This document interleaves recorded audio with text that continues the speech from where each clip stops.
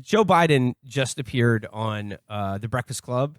He was interviewed by Charlamagne, and I guess made a lot of headlines just because of how hard he was vibing.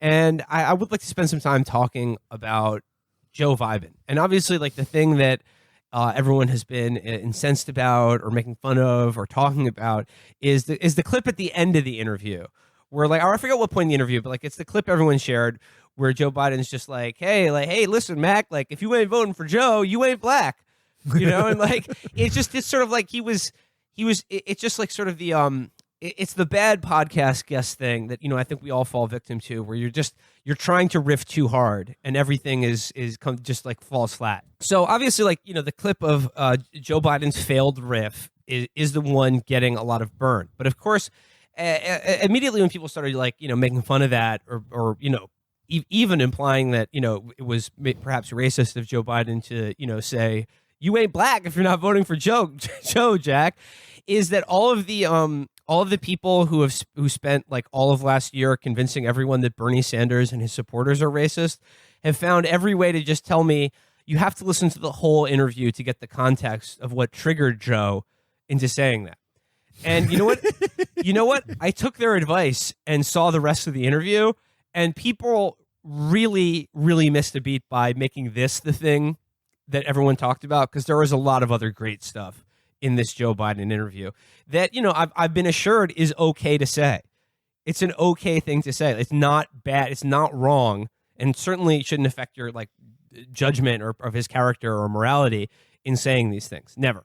And so like I would just like to go through some of the other clips from the Joe Biden Charlamagne interview that I think have gotten unfairly sort of shunted to the side amidst this pseudo controversy. In many ways, he's suffering from his own success. He had this one hit wonder, and no one really listens to the deep cuts. I think that's a Biden thing. All right, so Chris, why don't you pull up the first one, the first clip, which is I've titled "Carnival Games," and I would like to just give a thank you to Jack Allison, who is the one who actually pulled all of these clips and compiled them for us here. So yeah, let's watch that first clip. Joe Biden talks about carnival games. Yeah, we know polls can be illusions though. Like, we looked at all the polls in 2016 too, and look what happened. Totally different, man. 2016 is totally different. What you had then is you had somebody who didn't know it all. They wanted to just change the system the way it was. He was the biggest change. He had no serious opposition that turned out to materialize. And so it's totally different. Right now, we're in a situation where it's like, that Carney show goes through town once and you find out there's no pee under any one of those 3 shells that get pushed around. Mm-hmm. Next time it comes back, what do? Next time back, you ain't playing. You got to figure it out. And let me tell you something. My community's figured it out a while ago. But here's the deal. What I have to do is I have to continue to talk about the things that matter.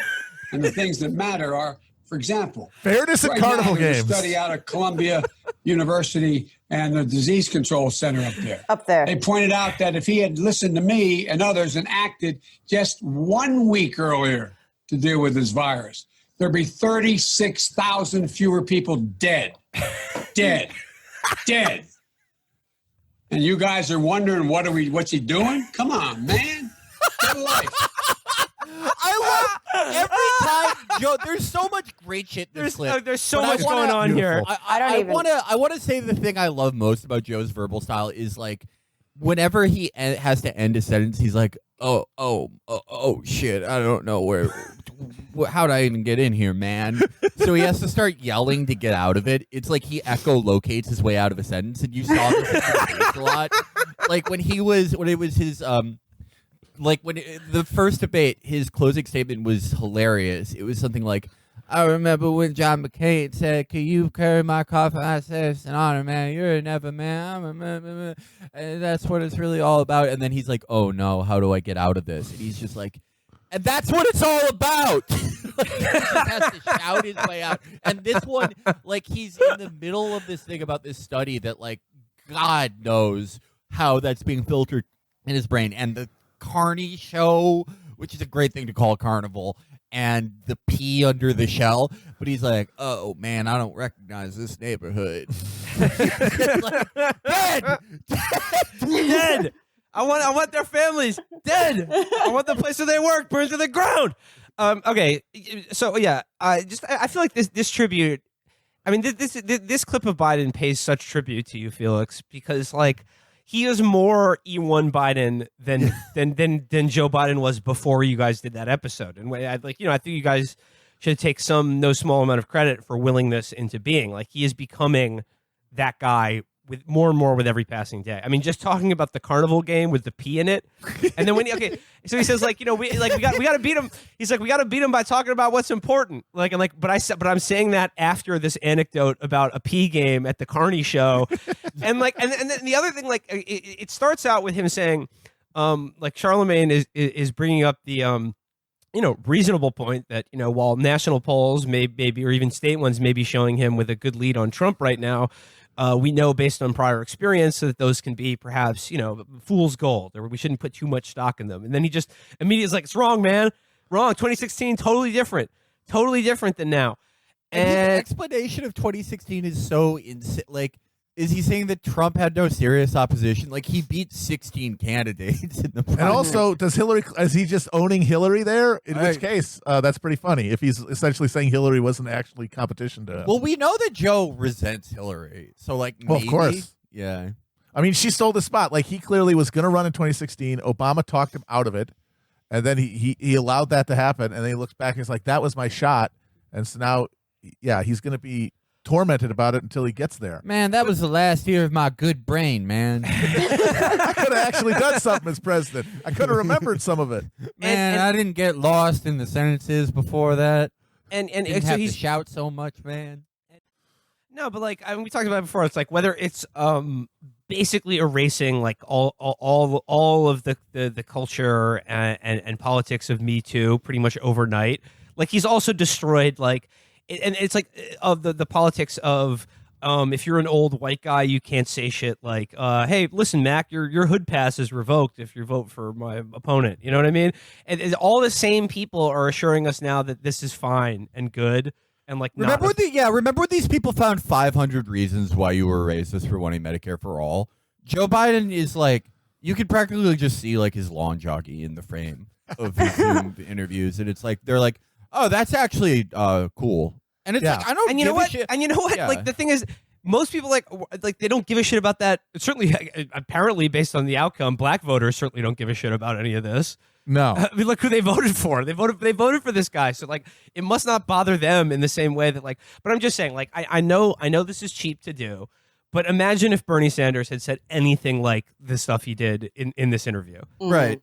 Like right. he would have been made to drop out like the day after. Right, because it was by the same people telling you now that like this is fine, it's okay. Right, because none of these people fucking ever gave a shit about this, and you were a fool if you ever thought you could square the circle of like either whether it was democratic socialist values or socialist values or whatever to show them how good you were doing, because it was never about that. I mean, the other move to come out of this is to say, it's this is a bit awkward, but like it's for reasons like this that Joe Biden really needs to choose Stacey Abrams as his VP or a black woman or Kamala Harris, right? So that they can prevent him or like from making gaffes like this or show that he understands. And it's just like, well, what are you going to do if he doesn't?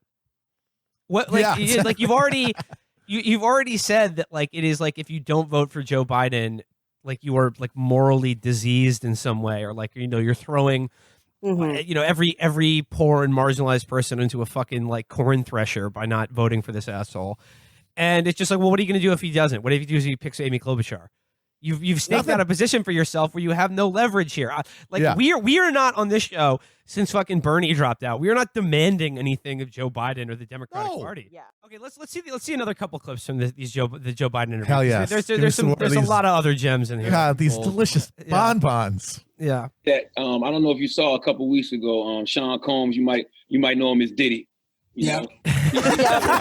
Absolutely. Including myself, feel, and that's that Democrats take black voters for granted. Votes are quid pro quo, right? It's not like I don't want to vote. I just want to know what candidates will do for us in exchange for our votes. The same way young progressive Latinos, the LGBT community. Absolutely. We want the same thing. Do you feel like black people are owed that from the Democratic Party? Absolutely, Bob. What did I say? Remember when they said Biden can't win the primaries? Yes. I What? kicked everybody's out. Excuse me. I need you to say that. You did what? No, I won overwhelmingly. I told you when I got to South Carolina, I won every single county. I won a larger share of the black vote than anybody has, including Barack. I increased the vote in Virginia overwhelmingly by 70%. Look, what people don't know about me is I come from a state that's the 8th largest black population in America. The 8th largest. I get 96% of that vote for the last 40 years. They're the folks, as they say it my way, brung me to the dance. That's how I get elected every single time. And everybody's shocked. I get overwhelming support from the black leadership, young and old. Every poll shows me way ahead. And it's not just, I hear this, oh yeah, old blacks are with Biden, but youngs aren't. Look at the polling data. Polling data, let's say it's off by half. Yeah, on, okay. man. Give me a little break here. Okay. All right. I gotta break this down a couple ways. So Charlamagne begins by asking and articulating like a very simple and easy to understand point that so many people are offended by. And you know, like Charlamagne, you know, he is our I guess publishing label mate. He has some goofy political opinions, but like what he says here is essentially like, do you think Democrats take black voters for granted? And that like in voting for a politician, it's a quid pro quo. Like you vote for a politician because you expect something in return from them. Right. And Joe decides to talk about something completely different. Yes. And not okay. So the question is, like, you know, if you assume a model of that, like voters should get something, politicians should do something for the people who vote for them, and that you should expect them to. The standard liberal Democrat brain now is like that is deeply, you know, that's blasphemy to describe that like that politicians need to do something for you by outside of not being a Republican. They don't owe you anything. Okay, so then he says, like, you know, do you think that Democrats take the black vote for granted? And then he proceeds to rattle off, again, a couple of, like, actual lies. I don't think he did win a bigger share of the black vote in the South Carolina primary than Barack Obama did. And nor do I think polls would show that he has overwhelming black support under the age of 40. Well, no, I'm sure he does. No, against Trump, yeah, he does. Okay, for probably. sure. Of All right, course, well, but the thing is, what percentage of that group are going to vote for him? Are going to come out? Like, if you're talking about people who are going to vote, we know what the turnout is for younger voters of all races. It's dog shit, which means most of them don't like him.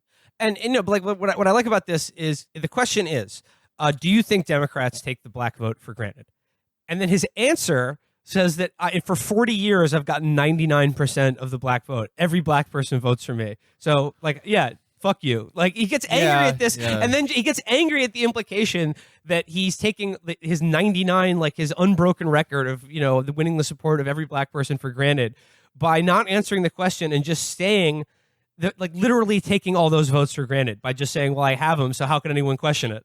Exactly, because they have no answer anymore. The Democratic Party has been stripped of any enticement to vote for them positively. Obviously, they have no economic platform, but with Biden, they don't even have representational benefits for minority groups who would like to see someone of their group in a high position. All they have is not Republican, and so when he's pushed, because he doesn't have a brain anymore, all that's left is like the reptile brain response, which is obey. I own you. Because I am the only thing standing between you and what you imagine to be the apocalypse of unrestrained Republican government. And then nobody wants to, and the reason these are gaffes is because you're supposed to pretty that up. And you're supposed to deny it's true. But he doesn't have the bandwidth anymore to pull out anything. Because there's nothing to do except use flowery words to get around the hole at the center of it. And he is not very flowery these days. Yeah, no. I mean, Hillary, to her credit, was like understood what the purpose of this question was, and she'd talk about like, yeah, some weird like means tested thing, like similar to the Kamala thing, like if you got a Pell Grant and started a small business, blah blah blah, like I uniquely blah blah blah blah blah. Pete, anyone, like name anyone, Michael Bennett would know how to do this. Joe doesn't, but maybe that's kind of why people just fell in line for Joe. Everyone's sick of fucking bullshit. During the primary, we were making analogs for Bernie in 2020 to Trump 2016. And it worked in some ways, but it ultimately fell apart. And the reason it fell apart is because the Republican base is obstinate and they know exactly what they want. The Democratic base falls in line. They are more malleable than the Republican base, and they don't like it when their own party is attacked, unlike the Republican base.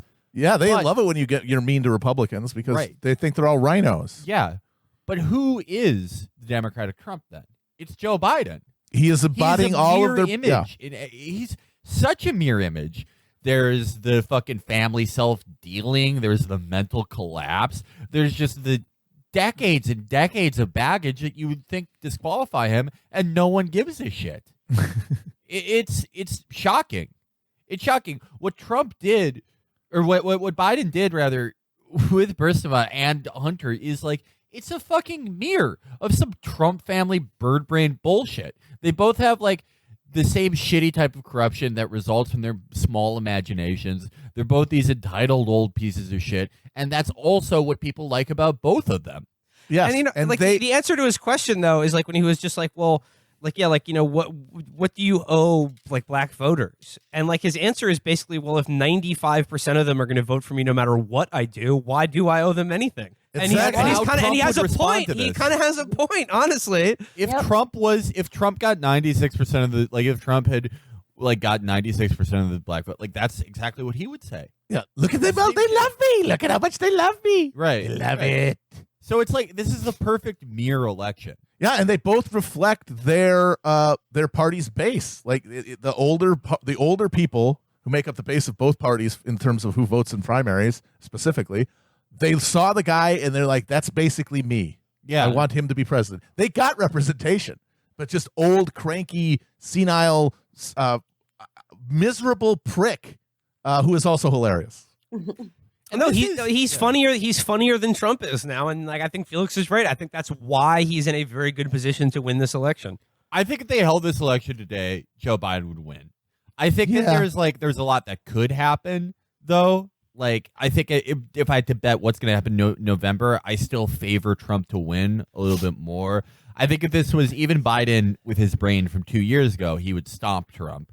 But the problem that Biden's going to have in this election is that the worst thing he can look like is what he is, which is a stupid baby who needs to be led around. And it's going to be very easy for Team Trump to make it look that way. Oh, did you see the interview where they asked him, when the interviewer asked him, what do you think Joe Biden, what does he bring to the campaign? What are his strengths as an opponent? And he goes, well, I was going to say experience, but I don't know if Joe remembers anything. I don't know if he knows where he is.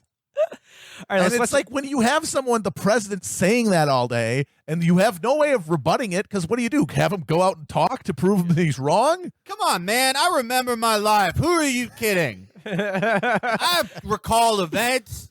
There's a man in suspenders. I remember him. All right, let's He'll just describe Don Draper's childhood. Yeah, the hobo code. We etched it onto the fence posts. Back in those days, it was easier to take a man's identity. My name isn't Joe Biden, man. A lot of people By the time I went to Korea, I knew I didn't want to go back to the farm, man. We couldn't even grow any sorghum. Who are you kidding? Get a life. A lot of people said, listen, Jack, a lot of people said my dad was an untrustworthy man, but they were just doing graffiti, and he's not even my dad. He's just owns the whorehouse I was raised in, Jack. All right. Well, all right. Listen, I'm sorry. I'm talking about Main Street. No, come on. Like, who you kidding? I met Conrad Hilton, okay? He said, okay, if you do blackface at your own wedding, that's one thing, but I'm sorry, that's stupid. I shouldn't have said that. I talk too much. Think about shucks. Tax credit, man. That is my absolute favorite thing that he does, and I hope he does it more and more, and I think he will, is when he realizes that he is in a blind alley of a sentence, and instead of yelling, just kind of goes, shucks, I messed that up. Those are the two ways he gets into, like, he's either, Joe Biden's verbal style now is walking into the wrong house. And the two things he can do are, like, what the hell are you doing in my house, man? Get out of here. or like, oh, I'm sorry. I made a mistake. It's like you come home, he's in your living room making a sandwich in your refrigerator, and you're like, what? Oh my God, how the hell did you get in my house? And then he just goes, they're dead, man. Dead. Dead. By the way, that's the one thing that could actually fuck this up for him, because obviously if they beat Trump, a big reason is because enough people blame him for all the dead people thanks to this virus. And it hurts your case when you hit it that hard, because then people really do see it as instrumental, as you literally are politicizing death. And I know obviously that's an absurd thing to say, and it's a dumb belief. Everything's politicized, certainly during a political campaign, but people think that way. People do have that idea of like, it's tawdry to exploit death for politics. And you can get around that if you finesse it, but just yelling dead is not going to do that. Yeah. It's like he's happy about it. Yeah. Because it's giving him a chance to be president. Okay, let's watch another Joe Biden clip. Hell yes. Let's go. Let's keep it rolling. I believe this is him talking about the crime bill. School. I had a job, a country club kind of job at a swimming pool. I was the only white employee in the East Side because I wanted to work in the projects, because I wanted to understand. That's how I got involved in politics. That's what this is all about for me. It's about equality. It's about dignity. It's about treating people with respect. And so, when you take a look at my record, people talk about the crime bill. Crime bill didn't increase mass incarceration. Oh, word? Other things increase mass incarceration. And the reason why, if you go back and look, and I know you talk about it, you go back and take a look. That's why you had the vast majority of the Black caucus at the time supporting the crime bill. Almost every major city black mayor supported the crime bill, because blacks were getting killed overwhelmingly as well. Okay. Nailed it. Yeah. It's amazing. Like, it's incredible. This is the perfect end to American culture and empire. The guy It's what we defended deserve. his vote on the crime bill by saying he worked at a fucking swimming pool. That's awful. That's like what Dan Quinn would say if he was in Congress. And they're then like, he "Why also did you do this?" and then he also said the crime bill did not result in mass incarceration, and then defends it by saying black people supported it. Like, Well, I did it for That you. is true. Yeah, that's true. I mean, like, if you're talking about black politicians, yeah, shit, even Bernie voted for the crime bill. Yeah. So there's a lot of blame to go around there, but you can't say 30 years after the fact that it did not lead to like this insane explosion in our prison population. I mean, obviously it was a confluence of factors, but one of them has got to be a law that increased how long people stay in prison for crimes. Yeah. That increases the number of people in prison. It's length of sentences, and not just infractions, it's length of sentences that keep people in prison. Because if you're not in there for that long, you don't have that many people in the prison. They stack up when you keeping them in there for decades. I do want to. This clip is an example of one of Biden's. I think it's kind of a strength, and we saw it during the last debate. And remember when Bernie's like, you voted, you argued for decreasing Social Security payouts, gutting it. And he was like, no, I didn't. Yeah. Even though there's hours of video of it, it's like he has the gift that Trump has also. Democrats, like there's something in their brain where it's like they have trouble like lying directly, so they have to come up with a bunch of semantic workarounds and weirding out. Like Pete's a great example of someone who does this, but Joe will just be like, "No, it didn't." Yeah, he also maybe he doesn't think he did at this point. You don't know. It's not a lie if you believe it. My favorite Biden quote is one I think from a few years ago. They got a video of him, and he said they asked him if he regretted any vote or anything, and he said, I don't regret anything I have ever done. By the way, Trump has literally said that. Yep. By the way, just this week, Pod Save John, to set Biden in contrast with Trump, says that Biden has always admitted when he was in the wrong and will own up to it. Yeah, and he's like, sure, I you wish we nailed could have it. a You president nailed like it, that John. again. Yeah. So, Just a question for the Johns. How much next time you have Biden on? How much of his audio do you think you're gonna have to edit out? Yeah. How rock bottom are you going to have to fucking they're make that they're thing? gonna give Joe Biden the Felix treatment next time he comes on the fucking show. They have to, dude. Like it'll just be like 30 minutes of ad reads, and then like I had a nice day. Again, I have to add, Joe Biden has refused to ever come on Pod Save America. Awesome. Still. Too hard, So too cool. tough. Hey, Dude, I'm not going to go into the lion's den. I mean, that's Yeah. why he's a winner. Is Yeah. getting So that like, do you think That he is went Chad, on by the way. That's Charlamagne- Chad as shit. Do you think he went on Charlamagne because he thought he was the Holy Roman Emperor? Then? All right, we're two, we're two old school guys. Your dad was in politics. Pippin the Short, I knew him. Council of Frankfurt, man, I'll never forget. I was the first non-Prussian to go over there to the east side. So I wanted to see what they were about. I wanted one of those hats. Okay, last Joe Biden clip. Why does it not make sense to have African Americans who are getting out of prison serve their time, everybody for that matter, be able to have public housing? Why doesn't it make sense that they can have Pell Grants to go to school? Pell Why doesn't it Grants? make sense they can have access to Pell health care? Grants for What are we, nuts? I That's what we agree. keep doing.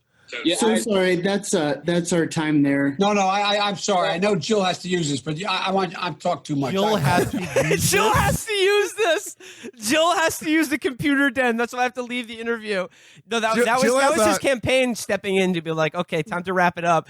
But I did like that because I think they decided to wrap it up because they realized that he had just committed himself to guaranteeing federal housing for recently released felons, and they're like, "Oh, Well, we're definitely not going to do that." Yeah, I also very much Fuck no, enjoyed. they're not going Yeah, to. but the thing is, he's not talking about that. Like the way he talked about education, he didn't say free college. He said fucking Pell Grants. The idea that someone Access gets out to of healthcare. jail, and it's like, hey, you can go to college now. You got a Pell Grant. Well, fuck me running. No, I know like what. you heard his campaign guy going like, Joe's brain's malfunctioning. He's like, Jill has to go on the email. Jill needs to, Jill, Oh, Jill wait, needs to. Jill needs to record some OnlyFans content. Wait, sorry, we have one more Joe Biden clip. This is the weed smoking one. Yes. Yeah, okay. This one. You say that you would decriminalize marijuana. What's the difference between legalizing it and decriminalizing it? Because they're trying to find out whether or not there is any impact on the use of marijuana, not in leading you to other drugs, but what it affects. Does it affect long-term development of the brain? And we should wait till the studies are done. I think science matters. I think we got decades and decades of studies from actual weed smokers, though. Yeah, I do. I know a lot of weed smokers. Okay.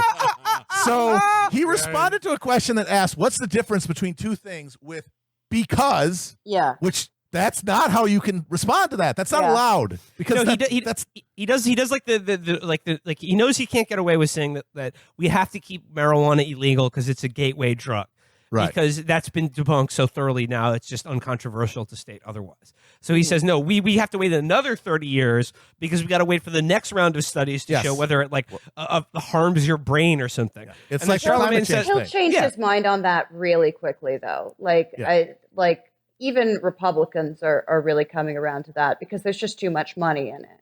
There's too much money, and public opinion is too strongly in favor of it at this point. So he's trying to have it both ways here, but not answering the question. And then when Charlamagne says I think we have all the studies we need just based on all the people who've been smoking weed regularly for decades and are I part of do. society. And he goes, yeah, I do. I know do a lot. what? I know. Joe, Yeah, I know. what do you do? I do what? What did you think he said? I know. He said I know a lot of weed smokers. I mean, And I he think said, he's yeah, but referring to Barack and the Choom Gang. yeah, Tube Gang, we go hoop. I was the first white boy to go to Hawaii and help find them seeds. I want him to say, Felix. I want him to start. I wanted to start. Wait. What I wanted if to. Dro could cure Joe Biden's dementia? I wanted to start talking about how you can add water to the bag you just bought, and he's like, "Yo, I'm paying for weight, not water. I can do eight bong rips in a row in my car off one load." A lot of people don't think I could beat 9. Okay, listen, you got to get a life if you think I put orange peels in it. Okay. Oh, great! Here comes my mom to queer the deal. Yeah.